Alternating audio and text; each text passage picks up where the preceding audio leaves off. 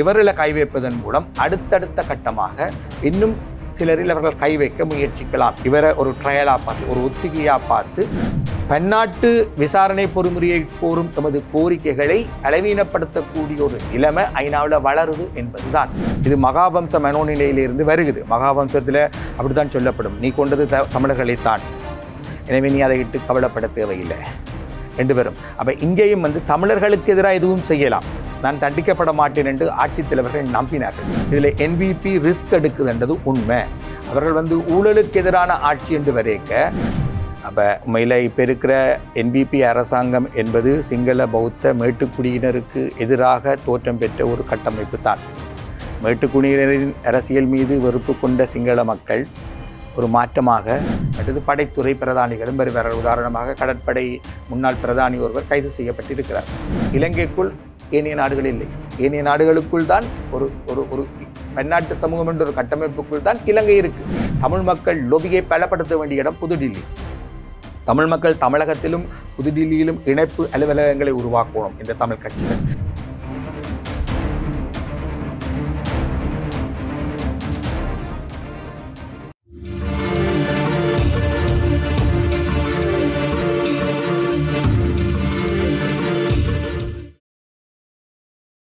வணக்கம், இது சக்கரவியூகம். வார்த்தையை நம் வாழ்கொண்டு கருத்துக்களோடு மோதுகின்ற களம். இன்றைய நாளும் முன்னாள் ஜனாதிபதி ரணில் விக்ரமசிங்கவினுடைய கைது தொடர்பாகவும் அதனை சார்ந்து தமிழர் தரப்பிற்கு இருக்கக்கூடிய சாதக பாதங்கள் தொடர்பாகவும் பேசுவதற்காக எங்களோடு இணைந்து கொள்கிறார் ஆய்வாளர் நிலாந்தன். வணக்கம். வணக்கம். குறிப்பாக இப்போது தென்னிலங்கையில் மட்டுமில்லாமல் வடக்கு கிழக்கை நோக்கியும் இந்த ரணிலினுடைய கைது என்கின்ற தீ பரவ ஆரம்பித்திருக்கிறது. இது மிகப்பெரிய ஒரு பேசுபொருளாக மாறுகிறது. ஒரு ஆய்வாளராக உங்களுடைய பார்வை இதில் எப்படி இருக்கிறது? இலங்கை தீவின் நவீன வரலாற்றில் இது ஒரு திருப்பகரமான மாற்றம். ஒரு முன்னாள் ஜனாதிபதி கைது செய்யப்பட்டிருப்பது என்பது, அதுவும் சிங்கள பௌத்த மேட்டுக்குடிக்குள்ளால் வந்த ஒருவர். அவர் ஒரு புரட்டஸ்தாந்து கிறிஸ்தவராக இருக்கலாம், ஆனால் சிங்கள பௌத்த மேட்டுக்குடியின் வாரிசு. அப்போ ஒரு மேட்டுக்குடியில் முதலாக கை வைப்பட்டிருக்கு. அந்த மேட்டுக்குடியில் கை வைத்த ஜனாதிபதி யார் என்று பார்த்தால் அவர் மேட்டுக்குடியை பிரதிபலிப்பவர் அல்ல. அப்போ உண்மையில் இப்போ இருக்கிற NVP அரசாங்கம் என்பது சிங்கள பௌத்த மேட்டுக்குடியினருக்கு எதிராக தோற்றம் பெற்ற ஒரு கட்டமைப்பு தான்.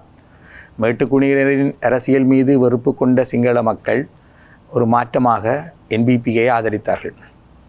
அப்படி பார்க்க மேட்டுக்குடியினருக்கு எதிரான ஒரு திட்டவட்டமான நடவடிக்கை இதில் ஒன்றை கவனிக்கணும். நாங்கள் என்னென்று சொன்னால், இந்த நடவடிக்கை ரணிலே எதிர்பாராத உண்டு பல விஷயங்களிலும். ஏனென்றால் ஜனாதிபதிகளுக்கு குற்ற விலக்கு அல்லது தண்டனைகளிலிருந்து விலக்கு என்ற நிலைமையை மாற்றணும் என்று சிந்தித்த ஜனாதிபதிகளில் அல்லது சிந்தித்த தலைவர்களில் அவரும் ஒருவர். 19வது திருத்தத்தில் அது ஏற்பட்ட கொண்டவர். ஆனால் இன்றைக்கு அதுவே அவருக்கு எதிராக பாயுதண்டேக்க அவரே எதிர்பார்க்கல இப்படி ஒன்று நடக்கலாம் என்று. அப்படி ஒரு எதிர்பார்ப்பிட்ட இருந்திருந்தால் அவர் கொண்டிருக்க முடியாது. எப்பவும் ஆட்சியாளர்கள் தங்களை பாதுகாக்கும் விதத்தில் தான் சட்டங்களை நிறைவேற்றுவார்கள். இதில் என்ன தெரியுது என்று சொன்னால், இலங்கை தீவின் அந்த மேட்டுக்குடி, அந்த ஆளும் தரப்பு அல்லது பவர் எலீட்ஸ் என்று சொல்வார்கள், அந்த தரப்பு எப்பொழுதும் தான் தண்டனை விழக்கூடியது என்று கருதியது, தன்னை தண்டிக்க முடியாது என்று நம்பியது. அந்த மரபு இங்கே உடைக்கப்பட்டிருக்கு. அப்போ இதில் ஒன்றை கவனிக்கணும் என்னென்றால், தனக்கு தண்டனை இல்லை என்றவர்கள் நம்பும் ஒரு மரபு எங்கிருந்து வந்தது? இதுதான் NVPயும் கதைக்காமல் விடுற இடம், தமிழர்கள் ஊண்டி கதைக்க வேண்டிய இடம். அதாவது எனக்கு தண்டனை கிடையாது என்று ஆட்சியாளர்களும் படைத்தரப்பும் நம்புகிற ஒரு நிலைமை இங்கே இருந்து வருது. இனப்பிரச்சனையில் தான் வருது, இன ஒடுக்குமுறையில் தான் வருது. தமிழர்களை நசுக்கினால், தமிழர்களை கொண்டால், தமிழர்களுக்கு ஏதும் தீங்கு இழைத்தால் என்ன ஒருவரும் தண்டிக்க மாட்டேனம் என்ற ஒரு பாரம்பரியம் இந்த சிறிய தீவில் உண்டு. இது மகாவம்ச மனோநிலையிலிருந்து வருகிறது. மகாவம்சத்தில் அப்படி தான் சொல்லப்படும், நீ கொண்டது தமிழர்களைத்தான், எனவே நீ அதை இட்டு கவலைப்பட தேவையில்லை என்று வரும். அப்போ இங்கேயும் தமிழர்களுக்கு எதிராக எதுவும் செய்யலாம், நான் தண்டிக்கப்பட மாட்டேன் என்று ஆட்சித் தலைவர்கள் நம்பினார்கள். அந்த தனக்கு தமிழர்களை தண்டிப்பது, இந்த தமிழர்களை கொடுமைப்படுத்துவது, தமிழர்களை இன அழிப்பு செய்வது இந்த சிறிய தீவில் ஒரு குற்றம் அல்ல என்ற ஒரு மரபு ஆட்சி மரபாக இருந்து வந்தது. அந்த ஆட்சி மரபு தான் பிறகு எல்லாத்தின் தொடர்ச்சியாக இருந்தது. அதாவது எனக்கு தண்டனை இல்லை என்றவர்கள் நம்புகிறார்கள், இங்கே தமிழர்களுக்கு எதுவும் செய்தால் எனக்கு தண்டிக்க மாட்டேன். இதிலிருந்து தமிழர்களுக்கு எதிராக மோசமான ஒடுக்குமுறையை அவிழ்த்து கொண்டு எதையும் செய்யலாம் என்ற ஒரு அடுத்த கட்டம் இருக்குது. இப்படி தான் ராஜபக்ஷக்கள் விளைந்தார்கள். ராஜபக்ஷர்கள் நாட்டின் கருவூலத்தை திருடினார்கள் என்று சொல்லித்தான் ராஜபக்ஷகளை துரத்தி போட்டுத்தான் இந்த அரசாங்கத்தை கொண்டவர்கள் சிங்கள மக்கள். ராஜபக்ஷர்கள் எப்படி நாட்டின் கருவூலத்தை திருடினார்கள்? யுத்தத்தை வென்ற காரணத்தால். யுத்தத்தை வென்ற ஒரு தகுதி காரணமாகவே அவர்கள் நாட்டை முழுதும் சுரண்டி எடுத்தார்கள். அப்போ அவர்கள் நாட்டின் கருவூலத்தை திருடும் ஒரு தகமையை எங்கே பெற்றார்கள் என்றால் தமிழர்களை கொன்றபடியால், தமிழர்களை வென்றபடியால். அப்போ தமிழர்களை வெல்கின்றவர்கள், தமிழர்களை கொள்கின்றவர்கள், தமிழர்களை ஒடுக்குபவர்கள் எல்லா விதமான தண்டனைகளில் இருந்தும் விலக்களிக்கும் ஒரு பண்பாடு, ஒரு பாரம்பரியம் இலங்கையின் ஆட்சி மரபில் இருந்து வந்தது. அதன் விளைவு தான் இன்றைக்கு வந்து என்பிபி கூட. எப்படி என்று சொன்னால் மறைமுக விளைவு. அதாவது ராஜபக்ஷக்கள் யுத்த வெற்றிவாதத்துக்கு தலைமை தாங்கினார்கள். யுத்த வெற்றிவாதத்துக்கு தலைமை தாங்கும் பொழுது அவர்கள் யுத்தத்தில் வென்ற அந்த தகமை காரணமாக நாட்டின் கருவூலத்தை திருடினார்கள். அதனால் அடுத்த கட்டமாக பொருளாதார நெருக்கடி வருகிறது. பொருளாதார நெருக்கடி வரையக்க அவர்களுக்கு 69 லட்சம் வாக்குகளை கொடுத்து கொண்டு வந்த அதே சிங்கள மக்கள் ஒரு 21 மாதத்தில் அவர்களை துரத்துகிறார்கள். அப்போ யுத்த வெற்றி காரணமாகத்தான் அவர்களுக்கு தங்களுக்கு அந்த தகமை அவர்கள் எடுத்துக்கொண்டார்கள். யுத்த வெற்றி, அதாவது தமிழ் மக்களுக்கு எதிரான இன முரண்பாட்டில் எப்பவும் கொண்டே எல்லாத்தையும் முடிப்பார்கள். எல்லா ஊழலையும் எல்லா குற்றங்களையும் செய்து போட்டு கொண்டு இனவாதத்துக்கு விடுவார்கள். ஏன் இப்போ கூட பாருங்கோ, இப்போ நீங்கள் பிடிச்சிருக்கிறது இவர் ரணில் வந்து யுத்த வெற்றிவாதத்துக்கு நேரடியாக தலைமை தாங்கும் ஒருவர் இல்லை. இவர் ஒரு லிபரல் முகமூடி அணிந்த சிங்கள பௌத்த இனவாதி. அப்போ இதுவே ஒரு ராஜபக்ஷவாக இருந்திருந்தால் யுத்தத்தில் வென்ற ராஜபக்ஷவை பிடித்து விட்டார்கள் என்றுதான் அந்த கோஷம் எழுப்பப்பட்டிருந்திருக்கும். அப்படி பார்க்க இது வந்து ரணிலை பிடித்தது என்றது ஒரு சரியான வார்த்தையில் ஒரு சாஃப்ட் டாக்கெட்டில் முதல் கை வச்சிருக்கிறார்கள். இவர் ஒரு லிபரல் முகமூடி அணிந்தவர் ஒன்று. இரண்டாவது, லிபரலாகவே மேற்கத்திய நாடுகளில் பார்க்கப்படுகிறவர். மூன்றாவது, இவர் மேற்கின் செல்ல பிள்ளை. மற்றது ஐநா போன்ற மனித உரிமைகள் அமைப்பு போன்ற உலக பொது நிறுவனங்களின் செல்ல பிள்ளை. அப்படின்னு சொன்னால் இவருக்கு ஒரு பலம் இருக்குது. ஏனைய ஆட்சித்தலைவர்களோடு ஒப்பிடைக்க எல்லா பேரரசுகளையும் சமதூரத்தில் வைத்து கையாளக்கூடியவர். அதுக்குரிய தந்திரங்களும் வாய்க்க பெற்றவர். அப்படி பார்க்க இவரை தாங்கள் நினைச்சபடி கையிலாண்டு மேற்குக்கும் தெரியும், ஐநாவுக்கும் தெரியும், இந்தியாவுக்கும் தெரியும், சீனாவுக்கும் தெரியும். இவர் எப்பொழுதும் சிங்கள பௌத்த உணர்வுகளின் படி யாராலும் கையாளப்பட முடியாத ஒரு தலைவராக இருப்பார். அந்த அடிப்படையிலே தமிழ் மக்களையும் தோக்கடிச்சிருக்கார். அப்படி பார்க்க ரணில் விக்ரமசிங்க ஒரு தந்திரசாலி என்பது எல்லாருக்கும் தெரியும். ஆனாலும் அவர் ஆட்சியில் இருக்க மேற்கு நாடுகள் கொஞ்சம் ஆறுதலாக இருக்கும் என்றால் இவர் ஒரு காலமும் சீனாவின் பக்கமோ அல்லது ஒரு ஆன்டி வெஸ்ட் என்ற ஸ்டாண்ட் எடுக்க மாட்டார். இவர் அந்த குட்டையில் ஊரின் ஒரு மட்டை. இப்போ இதுவரை இருந்த பெரும்பாலான சிங்கள தலைவர்கள் வேட்டியின் நேஷனலுமாகத்தான் காட்சியளிப்பார்கள். ஆனால் ரணில் விக்ரமசிங்க அவர் ஒரு சிங்கள பௌத்தராக இருந்தாலும் கூட, அந்த மரபை பிரதிபலிப்பவராக இருந்தாலும் கூட, பிறப்பால் ஒரு புரொட்டஸ்தாந்து கிறிஸ்தவன். அப்போ இவர் வந்து என்றைக்குமே இந்த சிங்கள பௌத்த வேட்டு நேஷனல்களை அணிந்தவர் அல்ல. நீங்கள் அவர் ஒரு காலமும் அந்த உடுப்போடு பார்க்க மாட்டீங்க. அவர் கோட்டு சூட்டு எல்லாட்டி ஃபுல் ஸ்லீவ் ஷர்ட்டோடான் காணப்படுவார். அவர் எப்பொழுதுமே மேற்கத்திய உடுப்புகளைத்தான் அணிந்திருப்பார். மேற்கத்திய பண்பாட்டின் பிரதிநிதி போல காட்சி தருவார். ஆனால் சிங்கள பௌத்த அரசியலுக்கு தான் அவர் தலைமை தாங்கினவர். அப்படி பார்க்க வெஸ்ட்டை பொறுத்தவரையில் இவர் இருக்கும் வரைக்கும் வெஸ்ட்டுக்கு ஒரு பாதுகாப்புணர்வு இருக்கும். அந்த அளவுக்கு வெஸ்ட்டுக்கு ஒரு பாதுகாப்புணர்வை கொடுக்கக்கூடிய தலைவர். அப்படிப்பட்ட ஒரு தலைவரில் இப்போ கை வச்சிருக்கு. அப்படிப்பட்ட ஒரு தலைவரில் கை வைக்க இப்போ இவர் வந்து ரணில் விக்ரமசிங்கவின் பலவீனம் வந்து உள்நாட்டில் இவர் ஒரு பலவீனமான தலைவர். ஆனால் அனைத்துலக அளவில் இவர் ஒரு பலமான தலைவர். அதுதான் தமிழ் மக்களுக்குள்ள பாதகமான இடம். உள்நாட்டில் இவர் ஒரு பலவீனமான தமிழர் மைந்த ஆக்களோடு ஒப்பிடைக்க, மைந்த போன்றவர்களோடு ஒப்பிடைக்க. அப்போ இவர் உள்நாட்டில் பலவீனமானவர் என்றபடியாக இவரை தூக்க உள்நாட்டில் பெரிய அளவுக்கு எழுச்சிகள் வராது. அதே நேரம் வெளிநாடுகளில் பலமான இவரை தூக்குவதன் மூலம் வெளிநாடுகளுக்கு ஒரு செய்தியை என்பிபி கொடுக்க முற்படுகிறது. என்னென்றால் உள்நாட்டு நீதி பலமாக இருக்குது. எந்த மேற்கு நாடுகள் உள்நாட்டு நீதியை பலப்படுத்த சொல்லி கேட்கின்றனவோ, எந்த ஐநா உள்நாட்டு நீதியை வெளிநாட்டு உதவிகளோடு பலப்படுத்தலாம் என்று கருத்து கூறுகிறதோ, அந்த கட்டமைப்புகளை திருப்திப்படுத்தும் விதத்தில் உள்நாட்டு நீதியின் அனைத்துலக அந்தஸ்தை உயர்த்தும் வகையிலும் இவர் கைது செய்யப்பட்டிருக்கிறார். கைது செய்யப்பட்ட காலம் ஐநா மனித உரிமைகள் கூட்டத்தொடருக்கு சில கிழமைகளுக்கு முன் என்று பார்த்தால் இதில் ஐநா மனித உரிமைகள் கூட்டத்தொடரை நோக்கியும் ஒரு ஹோம்ஒர்க் நடந்திருக்குன்னு தெரியுது. அப்படி பார்க்க இதில் வந்து ரணிலின் கைது என்பது அவர் ஒரு சாஃப்ட் டாக்கெட் என்றபடியாக அவரில் கை வச்சிருக்கிறார். இப்படி ஒரு விடயம் இருக்கிறது. குறிப்பாக நீங்கள் குறிப்பிட்டது போலதான் யுத்த வெற்றி என்ற விடயத்தை எடுத்து வருகிற போது மஹிந்த தரப்புக்கு அது ஒரு மிகப்பெரிய ஒரு பலம். ஆனால் ரணில் விக்ரமசிங்கே போன்றவர்களுக்கு அது தொடர்பாக அனுபவம் இல்லை அல்லது நேரடியாக வழிநடத்தவில்லை என்ற ஒரு நிலைப்பாடு இருக்கிறது. ஆனாலும் யுத்த வெற்றியிலே மிகப்பெரிய பங்குதாரர் ரணில் விக்ரமசிங்கே என்பது தமிழ் மக்களுடைய கருத்து. அப்படியாக இருந்தால் ஏன் சிங்கள மக்கள் ரணில் விக்ரமசிங்கவை ஒரு ஆதரவான தலைவராக பார்க்கவில்லை? இப்போது இருக்கக்கூடிய இந்த கைதும் இருக்கக்கூடிய ஜனாதிபதிகளிலே மக்களுடைய ஆதரவு குறைந்தவர் ரணில் விக்ரமசிங்கே என்ற அடிப்படையில் தான் இடம்பெற்றிருக்கிறது. என்னென்று சொன்னால், இதுவரை நவீன சிங்கள அரசியல் வரலாற்றில் காணப்பட்ட எல்லா தலைவர்களுமே அவர்கள் லிபரர்களோ கடும்போக்காளர்களோ யாராக இருந்தாலும் இன அழிப்பை செய்தவர்கள் தான். அதில் யாருக்கும் விதிவிலக்கில்லை, விகிதங்கள் வேறுபடலாம். இதில் ரணிலை பொறுத்தவரையும் இவர்களது மேற்கை எப்பொழுதும் திருப்திப்படுத்தக்கூடிய ஒரு தலைவர் என்ற அடிப்படையில் மேற்குக்கு விருப்பமான லிபரல் முகமூடி அணிந்தவர். அந்த அடிப்படையில் இவர் லிபரல் முகமூடி அணிந்த ஒரு இனவாதியாகத்தான் எப்பொழுதும் இருந்திருக்கிறார். ஆனால் இனவாதி தான். அப்போ இவர் உள்நாட்டில் ஒரு தீவிரமான இனவாத தோற்றத்தை காட்ட முடியாது லிபரல் முகமூடி அணிந்தால். அந்த நீங்கள் போட்டிருக்க முகமூடி உங்களை ஒரு கட்டத்துக்கு மேலே தீவிரவாதம் காட்ட விடாது. இப்போ மஹிந்த மாதிரி ஒரு சிங்கள பௌத்த உடுப்போடையும் அந்த தண்டு சமத்தான் நிமிர்ந்து நின்று யுத்த வெற்றிக்கு தலைமை தாங்க இவர் முடியாது என்று இவருடைய தோற்றம், இவருடைய நடையுட பாவனை பெற்ற பாரம்பரியம் இவைகள் அவ்வாறான ஒரு தலைமைத்துவத்தை இவர் கொடுக்கும். இவர் தண்டு சமத்தான ஆள் இல்லை. இவர் எப்பொழுதும் வாடித்தான் நிற்பார்.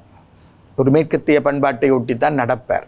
ஒரு சிங்கள பௌத்த பண்பாட்டுக்கு கவர்ச்சி காட்டக்கூடிய ஒரு மிட்டுக்கான தோற்றத்தை இவர் கொண்டு இருக்கையில், அதுவும் ரணில் விக்ரமசிங்கவுக்கு இருந்த ஒரு மைனஸ் பாயிண்ட்.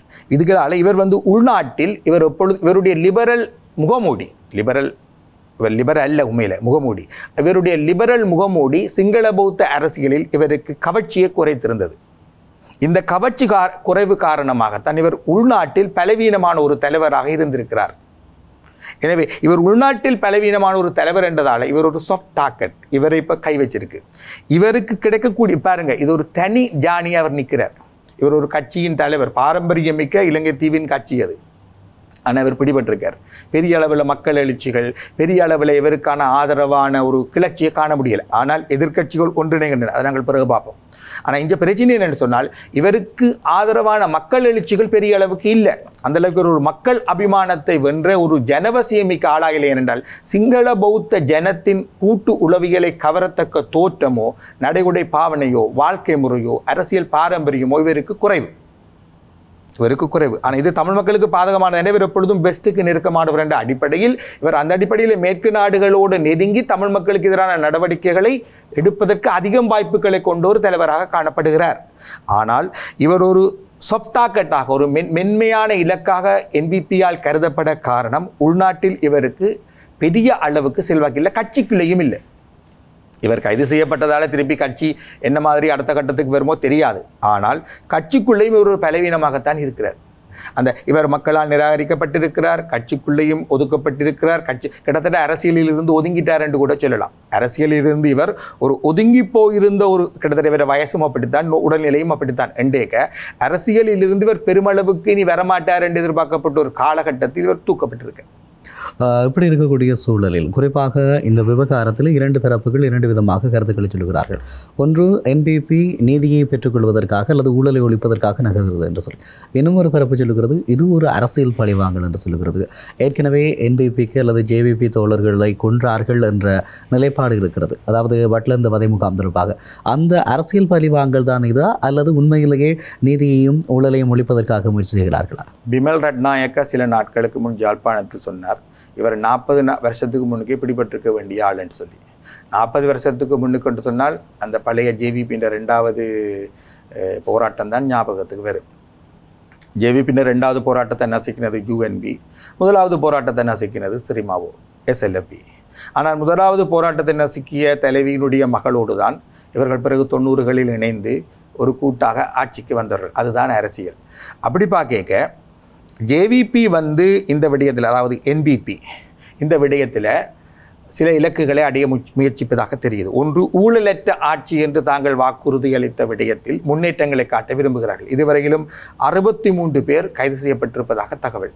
இந்த 63 பேர்களும் பழைய அரசியல்வாதிகள், ஓய்வு பெற்றவர்கள், மற்றது உயர் நிர்வாகிகள், மற்றது படைத்துறை பிரதானிகளும் வருவார்கள். உதாரணமாக கடற்படை முன்னாள் பிரதானி ஒருவர் கைது செய்யப்பட்டிருக்கிறார்.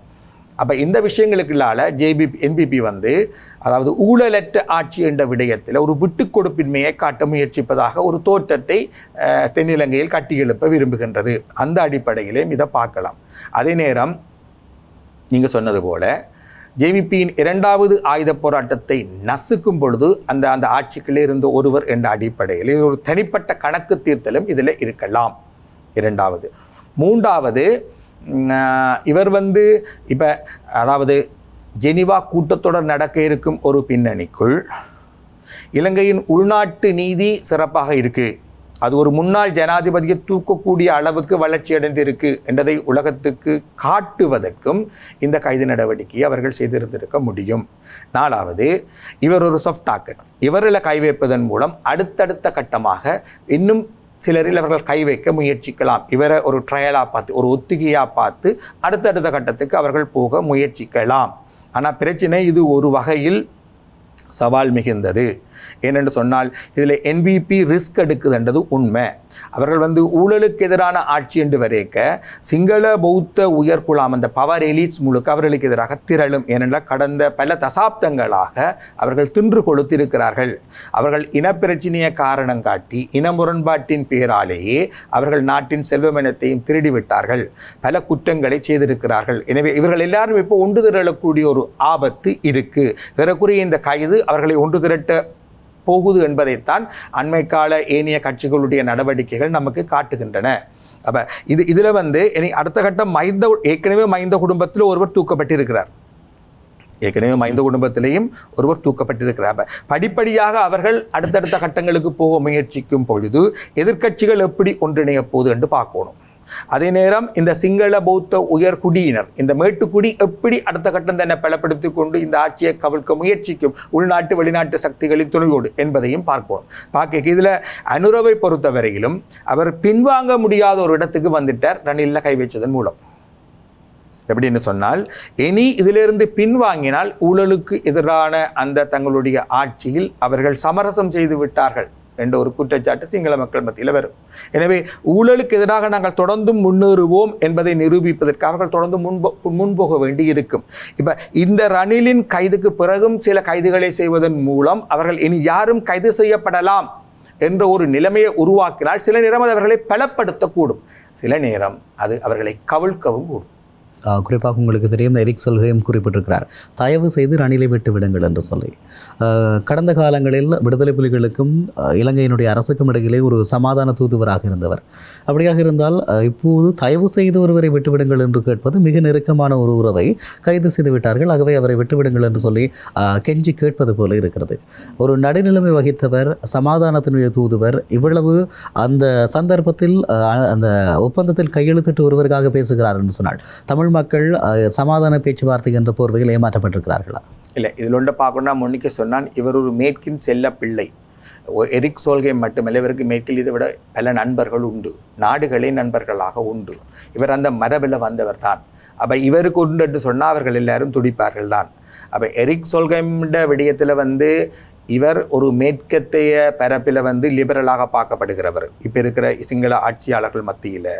அடுத்தது இவர் வந்து மேற்கின்ற கையாளுகைக்கு மிகவும் இலகுவானவர் என்ற கருத்து இருக்குது. இந்த நட்பு காரணமாக எரிக் சோல்கேம் அவ்வாறு சொல்லியிருக்க முடியும். அப்படியாக இருந்தால் கடந்த காலத்திலே நீதியாக அவர் செயற்பட்டிருக்கிறார் என்று எடுத்துக்கொள்ளலாம். அதாவது சமாதான நடவடிக்கைகளில் தமிழர் தரப்புக்கு ஒரு துரோகமான நடவடிக்கை இல்லையா? எரிக் சோல்கேம் முன்னெடுத்த அந்த நோர்வேயின் அனுசரணையுடனான சமாதானம் என்பது மேற்கு நாடுகளுக்கான ஒரு சர்வதேச பாதுகாப்பு வலைப்பின்னலை உருவாக்கும் நோக்கிலானது என்பது அப்பொழுதே சொல்லப்பட்டது. மேற்கு நாடுகளுக்கு சீனாவின் எழுச்சி நிகழ்ந்து கொண்டிருந்த காலகட்டம். சீனா வந்து மெல்ல மெல்ல ஒரு பிராந்திய பேரரசு என்ற நிலையிலிருந்து ஒரு உலக பேரரசாக போவதற்கான எத்தனங்களை எடுத்து அடுத்தடுத்த கட்டத்துக்கு சீனா வந்து கொண்டிருந்த ஒரு காலகட்டத்தில் மேற்கு ஒரு தன்னை ஒரு புதிய கட்டமைப்புகளுக்கூடாக புதிய ஒன்றிணைவுகளுக்கூடாக பலப்படுத்துவதற்கு இலங்கைக்கு இருக்கக்கூடிய கேந்திர முக்கியத்துவத்தையும் கவனத்தில் எடுத்து ஒரு பன்னாட்டு பாதுகாப்பு வலைப்பின்னல் ஒன்றை உருவாக்க முற்பட்டதன் விளைவாகத்தான் அந்த சமாதான முயற்சிகள் முன்னெடுக்கப்பட்டன. எனவே அப்பொழுது நடந்த அந்த நோர்வேயின் அனுசரணையுடனான சமாதான முயற்சிகள் எனப்படுகின்றவை மேற்கு மைய நோக்கு நிலையிலிருந்து ஒரு அனைத்துலக பாதுகாப்பு வலைப்பின்னலை உருவாக்கும் நோக்கிலானவை என்பது அப்பொழுதே தெளிவாக பார்க்கப்பட்ட உண்டு.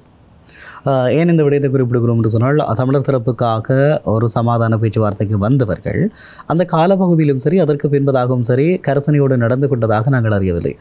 குறிப்பாக உங்களுக்கு தெரியும், சுனாமி நிதிய திட்டம் தடுக்கப்பட்ட போது, ஜேவிபியினரால் எதிர்க்கப்பட்ட போது எந்த விதமான கருத்துக்களையும் அவர்கள் சொல்லவில்லை. அதே போல் சமாதானத்திற்காக பேசியவர்கள், மனித உரிமைகளுக்காக பேசியவர்கள் ரவிராஜ், அதே போல் ஜோசப் ராஜசிங்கம் போன்றவர்கள் இந்த அரசால் சுட்டுக் கொல்லப்பட்ட போது எந்த கண்டனங்களும் வெளிப்படுத்தப்படவில்லை. அதே போன்றுதான் 2009 யுத்தம் நிறைவுற்ற பின்பதாக இந்த மக்களுக்கு இழைக்கப்பட்ட அநீதி தொடர்பாக எரிக் சொல்கையும் பேசவில்லை.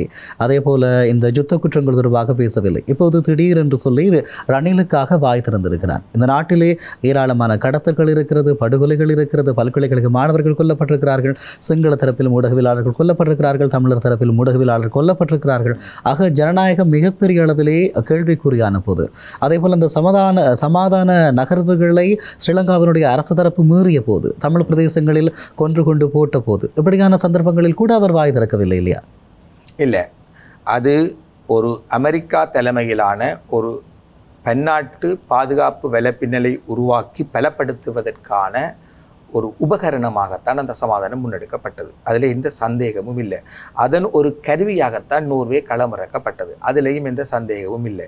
எனவே அவர்கள் ரணிலை தங்களுடைய அவ்வாறான ஒரு பன்னாட்டு பாதுகாப்பு வலைப்பின்னலுக்கு உகந்த ஆள் என்று கருதினார்கள். நீங்கள் 4ஆம் கட்ட ஈழப்போர் தொடங்குவதற்கு முன்பு அப்பொழுது இருந்த கொழும்பிலிருந்த அமெரிக்க தூதுவர் சண்டே டைம்ஸுக்கு ஒரு இன்டர்வியூ கொடுத்திருந்தவர்.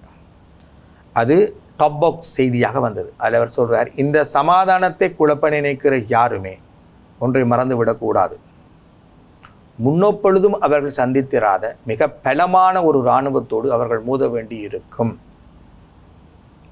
இருக்கும். இது நான் கிட்டத்தட்ட 2009க்கு முன்பு இப்படி ஒரு இன்டர்வியூவில் சுட்டி காட்டியிருந்தேன். நான் அது அப்போ இருந்த அமெரிக்க தூதுவர் அப்படி சொல்லியிருந்தார். அது சண்டே டைம்ஸில் வந்திருந்தது. அதுதான் உண்மை. அதாவது சமாதான காலத்தில் அவர்கள் படைத்தரப்பை மிகவும் பலப்படுத்தினார்கள். அவர்களே பலப்படுத்தினார்கள். பலப்படுத்திய பிறகு இனி இந்த சமாதானம் உடைந்தால் அடுத்த கட்டம் தோற்கடிக்கப்பட முடியாத ஒரு படைத்தரப்பாக அது இருக்கணும் என்று திட்டமிட்டு அதை பலப்படுத்தினார்கள். இது கொலம்பியாவிலே நடந்திருக்கு. கொலம்பியாவிலும் இதே விதமாகத்தான் சமாதானம் கையாளப்பட்டிருக்கு.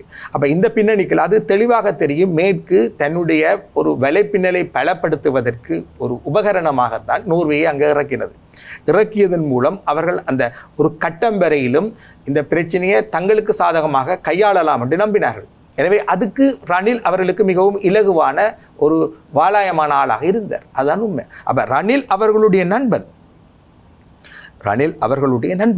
அதான் சொன்னேன், ரணில் ஆட்சியில் இருக்க மேற்கு சாவகாசமாக, மேற்கு ஓய்வாக இருக்கும் என்றால் இவர் ஒரு காலமும் ஒரு ஆன்டி வெஸ்ட் ஸ்டாண்ட் எடுக்க மாட்டார் என்ற ஒரு ஒரு ஒரு ஒரு ஒரு ஆறுதல் அவர்களுக்கு இருக்கும். பாருங்கள், ரணிலிண்ட காலத்தில் தான் 2015ஆம் ஆண்டு அந்த நல்லாட்சி காலத்தில் தான் மீண்டும் ஐநாவின் நிலைமாறுகால நீதிக்கான அந்த தீர்மானம் நிறைவேற்றப்படுகிறது.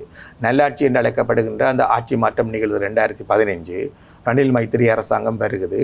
வந்த பிறகு 30 தீர்மானம் செப்டம்பர் மாதம் நிறைவேற்றப்படுது. அந்த ஐநா கூட்டத்தொடரே ஒத்திவைக்கப்பட்டது.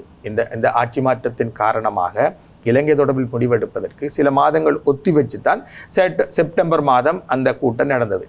அதில் தான் 30 தீர்மானம், பொறுப்பு கூறலுக்கான தீர்மானம் நிறைவேற்றப்பட்டது. பொறுப்பு கூறல் என்பதும் அதுதான். நிலைமாறுகால நீதி என்பதே வென்றவர்கள் தோற்றவர்களுக்கு வழங்கும் நீதி தான். இதை நாங்கள் திரும்ப சொல்லியிருக்கோம். அதாவது உலகம் முழுவதிலுமே நூரம்பெர்க் தீர்ப்பாயத்திலிருந்து இலங்கை வரையிலும் நிலைமாறுகால நீதி என்பது வெளிப்படையாகவும் பொதுப்படையாகவும் வென்றவர்கள் தோற்றவர்களுக்கு வழங்கும் நீதியாகத்தான் இருந்திருக்கு. கம்பூச்சியாலே தான் நிலைமை. அப்போ இங்கே இந்த இடத்துல அதில் தெளிவாக தெரியுதானே, வென்றவர்கள் தோற்றவர்களுக்கு வழங்கும் நீதி. அப்போ நிலைமாறுகால நீதியின் பங்காளியும் இவர்றார். நிலைமாறுகால நீதிக்கான அந்த தீர்மானம் நிறைவேற்றுவதற்கு முன்பு நடந்த ஐநா கூட்டத்தொடர்களில் எல்லாம் இலங்கைக்கு 2013 இலங்கைக்கு எதிராகத்தான் தீர்மானங்கள் நிறைவேற்றப்பட்டன. இந்த தீர்மானத்தை இலங்கையும் இலங்கைக்கு சப்போர்ட்டான நாடுகளும் எதிர்க்கும். 2015 பின்னுக்கு தான் நிலைமை. ஆனால் 2015ஆம் ஆண்டு மட்டும் இலங்கை இணை அனுசரணை வழங்கி அந்த 30 தீர்மானத்தை நிறைவேற்றுது. அந்த இணை அனுசரணை மூலம் அந்த தீர்மானம் நிறைவேற்றப்பட்டது என்பதுக்குள்ளேயே செய்தி இருக்கு. திரும்பவும் அந்த பன்னாட்டு வலைப்பின்னலின் அடுத்த கட்டம் பெற பார்க்குது. ஆனால் பிறகு நிலைமாறு கால நீதியை மஹிந்த தோக்கடித்து விட்டார்ன்றது வேற கதை. ஆனால் திருப்பி பாருங்க, அங்கே கூட ரணிலைத்தான் மேற்கு தன்னுடைய உபகரணமாக பார்க்குது. எனவே இவர் எப்பொழுதும் மேற்கினால் இலகுவாக கையாளப்படத்தக்க ஒரு உபகரணம். எனவே மேற்கின் ராஜதந்திரிகளுக்கு அவரை பிடிக்க நோகும். சரி, இப்படியான ஒரு சூழலில் இப்போது ரணில் விக்ரமசிங்க தொடர்பான இந்த வழக்கு நீதிமன்றத்தில் இருக்கிறது. அவர் இது 26ஆம் தேதி ஆஜர்படுத்தப்பட இருக்கிறார். இப்படி இருக்கக்கூடிய நிலையில் எதிர்வருகின்ற காலப்பகுதியில் இவர் தொடர்ந்தும் மேலதிகமான குற்றங்களினூடாக தடுத்து வைக்கப்பட போகிறாரா, அல்லது இவர் பிணையில் வருவதற்கான சாத்தியக்கூறுகள் இருக்கிறதா? இது ஜேவிபியின் வியூகம் என்னென்று தான் பார்க்கணும். ஆனால் ரணிலின் கைது சிங்கள மேட்டுக்குடி எதிர்பாராத ஒன்று. ஒரு சிங்கள விமர்சகர் கூறுவது போல அவர் தனக்கு பிணை வழங்க மாட்டார்கள் என்று எதிர்பார்க்கவே இல்லை. நீதிமன்றத்தில் அவர் தான் தனக்கு பிணை தருவார்கள் என்ற நம்பிக்கையுடன் போயிருக்கிறார். இது வரைக்கும் அவரும் ஒரு சட்டப்புலமை உள்ள ஆள். அப்போ அப்படி பார்க்க அவர் எதிர்பாராத விஷயம். அப்போ சிங்கள பௌத்த மேட்டுக்குடிக்கு எதிர்பாராத ஒரு அதிர்ச்சியாக இது நடந்திருக்கு. அப்படி என்றேக்கல அடுத்த கட்டம் இந்த மேட்டுக்குடி எப்படி ஒன்று திரளப் போகுது, அது அரசாங்கத்துக்கு எப்படி சவாலாக வரப்போகுது என்பதும் அடுத்த கட்ட நடவடிக்கைகளை தீர்மானிக்கும். தவிர நீங்கள் சொன்னது போல, நீங்கள் சொல்கையில் கேட்டது போல, மேற்கு நாடுகளின் அழுத்தம், வெளியிலிருந்து வரக்கூடிய அழுத்தம் என்பனவும் இந்த அடுத்த கட்ட நடவடிக்கைகளை தீர்மானிக்க முடியும். ஏண்டா இலங்கை என்பது ஒரு பன்னாட்டு சமூகத்துக்குள் இருக்கும் ஒரு நாடு. இலங்கைக்குள் ஏனைய நாடுகள் இல்லை. ஏனைய நாடுகளுக்குள் தான் ஒரு பன்னாட்டு சமூகம் என்ற ஒரு கட்டமைப்புக்குள் தான் இலங்கை இருக்குது. எனவே அரசுக்கும் இடையிலான உறவுகளின் ஊடாக அவர்கள் இப்படியான அழுத்தங்களை பிரயோகிப்பார்கள் என்று தெரியல. ஆனால் இதில் ஒன்று தெரியுது, இந்த நடவடிக்கைகள் வரக்கூடிய ஐநா கூட்டத்தொடரில் தமிழ் மக்களின் அந்த பன்னாட்டு பொறிமுறை வேணும் என்று கேட்கிறோம் தானே, அதை பலவீனப்படுத்தக்கூடிய வேலை. எப்படின்னு சொன்னால், இலங்கையின் உள்நாட்டு நீதி பலமாக இருக்குது. ஒரு முன்னாள் ஜனாதிபதி, அதுவும் மேற்கோட சேர்ந்து நிலைமாறுகால நீதியை கொண்டு வந்த ஒரு ஜனாதிபதி, மேற்குக்கு விருப்பமான ஒரு ஜனாதிபதி, 2 சமாதான முயற்சிகளின் கதாநாயகர் இவர். மேற்கின் அனுசரணையோடான 2 சமாதான முயற்சிகளின் கதாநாயகர் இவர். ஒன்று நோர்வேயின் அனுசரணையோடான சமாதான முயற்சியின் சிங்கள தரப்பு இவர். பிறகு நிலைமாறுகால நீதி என்று சொல்லி ஐநா கொண்டு வந்த அந்த தீர்மானத்தின் போதும் இவர்தான் சிங்கள தரப்பை பிரதிபலித்தார். என்று பார்க்க மேற்கு இலங்கைக்குள் தன்னுடைய அந்த வலையமைப்பை, தன்னுடைய ஒரு வியூகத்தை பலப்படுத்துவதற்கு பயன்படுத்திய உபகரணம் இவர்தான். இந்த உபகரணத்தை தூக்கி உள்ளுக்கு போட்டிருக்காங்க. இதுக்குள்ளால மேற்குக்கு ஒரு செய்தி தெளிவாக சொல்லப்படுது என்று சொன்னால், நாங்கள் உள்நாட்டு நீதியை பலமாக வைத்திருக்கிறோம், இவரை போன்றவர்களையும் நாங்கள் தூக்க தயாராக இருக்கிறோம் என்ற செய்தி தரப்படுகிறது. அப்போ இந்த பின்னணிகள் ஏற்கனவே ஐநா மனித உரிமைகள் ஆணையாளர் இறங்கிக்கு வந்துட்டு போயிருக்க உள்நாட்டு நீதியை வெளிநாட்டு வளங்களோட பலப்படுத்தணும்னு சொல்லியிருக்கார். மற்றது செம்மணி அகழ்வு தொடர்பில் சில பல குற்றச்சாட்டுக்கள் விமர்சனங்களோடும் கூட அரசாங்கம் தொடர்ந்தும் நிதியை வழங்குது. மற்றது இந்த அகழ்வு பணிகள் அடுத்தடுத்த கட்டத்துக்கு போகலாம் என்பதைத்தான் நீதிமன்ற நடவடிக்கைகள் காட்டுகின்றன. எனவே செம்மணி அகழ்விலும் தான் ஒரு உண்மையாக நடந்து கொள்கிறது இந்த அரசாங்கம். இப்போ மரபணு சோதனை விடயத்தில் கூட தான் உண்மையாக நடந்து கொள்கிறது என்று காட்டிக்கொள்ள இந்த அரசாங்கம் முற்படுவதாக தெரியுது. எனவே இவை எல்லாவற்றுக்குள்ளாலையும் உள்நாட்டு நீதியை வெளிநாட்டு உதவிகளோடு பலப்படுத்தணும் என்று ஐநா மனித உரிமைகள் ஆணையாளர் கொடுத்த வாய்ப்பை இந்த அரசாங்கம் செம்மையாக பயன்படுத்துது. அதில் உண்டாகத்தான் இந்த கைதையும் பார்க்கணும். அப்படி பார்த்தால் இது அடுத்த ஐநா கூட்டத்தொடரில் தமிழ் மக்களை பொறுத்தவரையிலும் ஒரு வகையில் சவாலான நிலைமை. ஏனென்றால் அவர்கள் சொல்லுவார்கள், பாருங்க, ஒரு ஜனாதிபதி தூக்கி இருக்கிறார்கள், எனவே உள்நாட்டு நீதியை நீங்கள் நம்பலாம். அப்போ இந்த இடத்துல தமிழ் மக்கள் ஒன்று திரள வேண்டிய தேவை இருக்குது. செம்மணிக்கான நீதியை கோரி தமிழ் மக்கள் இந்த விடயத்தில் தங்கள் தரப்பை பலப்படுத்திக் கொள்ளணும். அந்த அடிப்படையில் பார்த்தா இன்றைக்கு நடந்த அந்த சந்திப்பு, கட்சிகள் ஒன்றாக இணைந்து செம்மணியை எதிர்கொள்வது, செம்மணி மட்டுமல்ல நீதிக்கான போராட்டத்தை ஒன்றாக முன்னெடுப்பது என்ற விடயத்தில் அவர்கள் விசுவாசமாக இந்த இன்றைக்கு சந்தித்தது அடுத்தடுத்த கட்டத்துக்கு போனார்கள். நல்லது. நிச்சயமாக நீங்கள் சொல்லுகின்ற இந்த விடயம்தான் தமிழ் மக்களை பொறுத்தவரை பாதகமானவர் ரணில் விக்ரமசிங்க, மிக பாதகமான ஒருவர். அதே நேரத்தில் ரணில் விக்ரமசிங்கவினுடைய இந்த கைதும் தமிழ் மக்களை பொறுத்தவரை பாதகமான ஒரு விடயம். இந்த இக்கட்டான சூழலை தமிழர் தரப்பு எப்படி சமாளிக்கப் போகிறது, அல்லது எப்படி சமாளிக்க வேண்டும் என்று நினைக்கிறீர்கள்? 1-2 தான் நாங்கள் கையாளலாம். இப்போ என்னென்றால், முதலாவது விஷயம், இந்த கடந்த 16 ஆண்டுகளிலும் ஐநா எப்படி தமிழ் மக்கள் அணுகி இருக்கின்றது. ஐநா தமிழ் மக்கள் விஷயத்தில் ஆட்சி மாற்றங்களின் மூலம் மாற்றம் பெறும் என்றுதான் ஐநா கருதுவதாக தெரியுது. உலகம் முழுக்கே தான் நிலைமை. முந்தி என்ன செய்வாங்க என்று சொன்னால் நாடுகளுக்குள்ள படை இறக்குவாங்க. இப்போ கெடுபிடி போர் காலகட்டம். கெடுபிடி போருக்கு பின் ஒற்றை மைய ஆட்சி வந்த அதன் பின்னரான சூழ்நிலைகளில், அதாவது சீனா ஒரு உலகப் பேரரசு என்ற ஒரு ஒரு இலட்சியத்தை வச்சு மேலுயராத ஒரு காலகட்டத்தில், அல்லது மேலுயர்ந்து கொண்டிருந்த ஒரு காலகட்டத்தில், துருவ மாற்றம் நிகழ்ந்து கொண்டிருந்த ஒரு காலகட்டத்திலும் அவர்கள் பெருமளவுக்கு படைப்பிரசன்னம் அல்லது விடுதலை இயக்கங்களை ஆதரிப்பது அல்லது இராணுவ சதி புரட்சிகளை செய்வது மியான்மர் போன்ற இதுகளுக்குள்ளால்தான் அவர்கள் தங்கள் ஒவ்வொரு நாட்டிலேயும் உள்நாட்டு விவகாரங்களை கையாண்டு வந்தார்கள். ஆனால் நீங்கள் பார்த்தீங்கன்னா அண்மை தசாப்தத்தில் அவர்கள் ஆட்சி மாற்றங்களின் மூலம்தான் தங்களுக்கு விரும்பினதை செய்கிறார்கள். அப்போ ஒரு சீனாவுக்கு சார்பான ஒரு அரசாங்கம் இருக்குமாக இருந்தால் எப்படி அதை ஆட்சியை மாற்றலாம்? இதுதான் உக்ரைன்லேயே நடந்தது. உக்ரைன்லேயும் ரஷ்யாவுக்கு சார்பான அரசாங்கம் மாற்றப்படைக்க, நேட்டோவுக்கு இணக்கமான ஒருவர் வரைக்க, செலன்ஸ்கி வரைக்க, அது அடுத்த கட்டத்தில் அந்த கையாளர் யுத்தத்தில் போய் முடியுது. ஏன்னா ரஷ்யாவில் விட்டு கொடுப்பன்றி இருந்தபடியால் யுத்தத்தில் முடியுது. மாலதீவுகளிலும் இதான் நிலைமை, நேபாளத்திலும் இதான் நிலைமை, உலகம் முழுதும் இலங்கையிலும் தான் நிலைமை. அதாவது ஆட்சி மாற்றங்களின் மூலம் தங்களுக்கு சாதகமான ஒரு வெளியை உருவாக்குறது, போருக்கு போகிறதில்லை. இதுதான் இப்போ உலகத்தில் பொதுவான ஒரு கையாளல் முறையாக இருக்குது. இலங்கையை பொறுத்தவரையிலும் இப்படி முதலில் கையாளப்பட்டது 2015.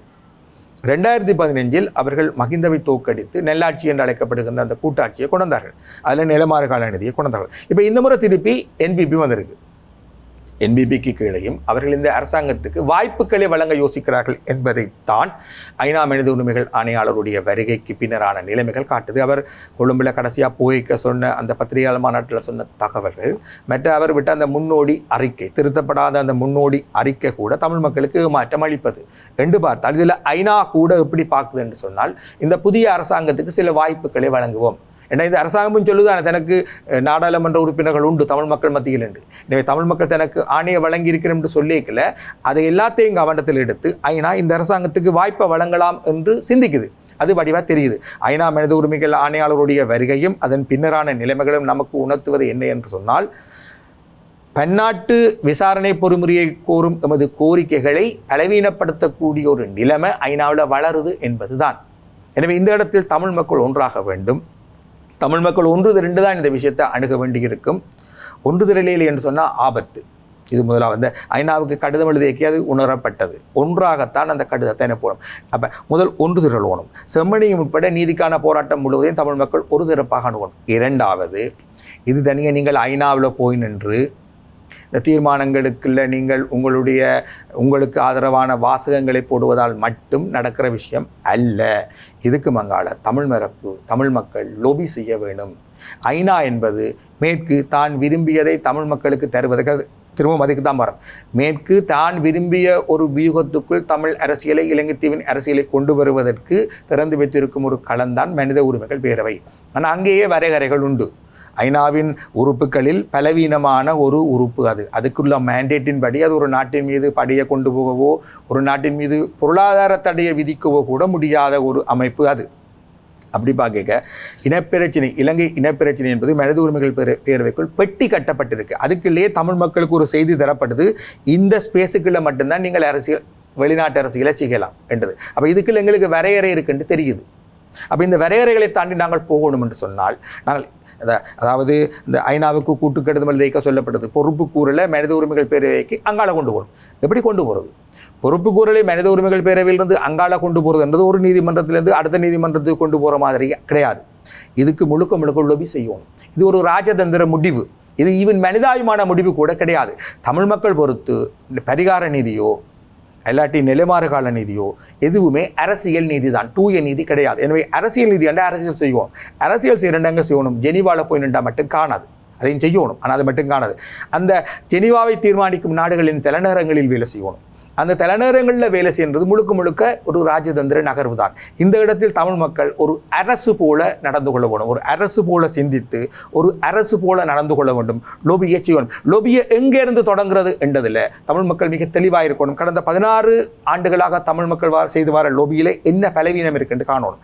எங்கே பிரச்சனை இருக்குது, எங்கே உயிர்நிலை இருக்குது, எது இந்த லோபியை பலவீனப்படுத்த பார்க்கணும். இது இந்த 16 ஆண்டுகளில் கற்றிருக்க முடியும். எனவே தமிழ் மக்கள் லோபியை பலப்படுத்த வேண்டிய இடம் புதுடில்லி. தமிழ் மக்கள் தமிழகத்திலும் புதுடில்லியிலும் இணைப்பு அலுவலகங்களை உருவாக்கணும் இந்த தமிழ் கட்சிகள். இந்த இணைப்பு அலுவலகங்களுக்கூடாக தமிழகத்தையும் கையாளணும். தமிழகத்தை கையாண்டு தமிழகத்தை நொதிக்கச் செய்வதன் மூலம் புதுடில்லியையும் கையாளணும். புதுடில்லியை வெற்றிகரமாக கையாண்டால் மட்டும்தான் நாங்கள் ஈழத்தமிழர்கள் இனப்பிரச்சினைக்கான அனைத்துலக லொபியை வெற்றிகரமாக செய்ய முடியும். புதுடில்லியை கையாள்வது என்பதன் பொருள் 13வது திருத்தத்தை ஏற்றுக்கொள்வதோ அல்லது 13வது திருத்தத்தை அப்படியே முழுமையாக ஏற்றுக்கொண்டு அந்த அடிப்படையில் புதுடில்லியை கையாள்வதல்ல. தமிழ் மக்கள் தங்களுடைய உயிரான கோரிக்கைகளை விட்டுக் கொடுக்க தேவையில்லை. ஆனால் அதே நேரம் தமிழ் லொபி என்பது புதுடில்லியில் பலப்படுத்தப்பட வேண்டும். நன்றி திரு நிலாந்தன் அவர்களே. இன்றைய நாளில் உங்களுடைய கருத்துக்களை பகிர்ந்து கொண்டமைக்காக. குறிப்பாக சொல்லிக்கொள்ள வேண்டுமாக இருந்தால் நாங்கள் இன்றைய நாளில் பேசியிருக்கிறோம் ரணில் விக்ரமசிங்கவனுடைய கைது தொடர்பாக, அதனையொட்டி தமிழ் மக்களுக்கு இருக்கக்கூடிய ஆபத்துகள் தொடர்பாக, தமிழர்கள் எப்படியாக செயற்பட வேண்டும் இந்த விடயங்களை எல்லாம் நாங்கள் பேசியிருக்கிறோம். நிச்சயமாக தமிழர் தரப்புக்கு ஒரு சாதகமான முடிவை நோக்கி நாங்கள் ஒவ்வொருவரும் நகர வேண்டும், அதற்கான முனைப்புகளை மேற்கொள்ள வேண்டும். இன்றைய நாளில் தமிழ் அரசியல் தரப்புகளினுடைய தலைமைகள் ஒன்று கூடியிருக்கிறார்கள். இந்த ஒற்றுமை என்பது நீடிக்க வேண்டும் என்ற அவாவோடு விடைபெறுகிறேன். மற்றொரு நிகழ்ச்சியில் சந்திக்கலாம். வணக்கம்.